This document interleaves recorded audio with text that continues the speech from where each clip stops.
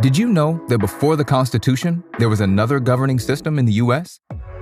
Following the Declaration of Independence in July 1776, most Americans knew a new system of government was needed that would grant the states autonomy to govern themselves while binding them together as one republic. So the original 13 states drafted the Articles of Confederation, the first system of government in the new United States. Under the Articles of Confederation, there was no separation of powers, no president, no federal judicial system, only the Congress. And while it could do things like suggest taxation, it was up to each state to enforce those measures. It soon became clear that this system of government presented America with more questions than answers.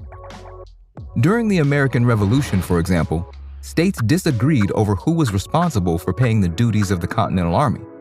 And when Congress imposed higher taxes to pay off the country's debt, it was unable to suppress the armed uprisings that followed. That's why the Founding Fathers sought to create a new federal system, one that divided powers between the national and state governments. The result was the Constitution, which remains the supreme law of the land to this day. So why does it matter? Well, when we understand just how weak and ineffective the Articles of Confederation really were, we can begin to appreciate just how good a job the Constitution did of establishing the powers, laws, and rights that continue to shape our lives today. Why do you think the Articles of Confederation are today deemed a failure?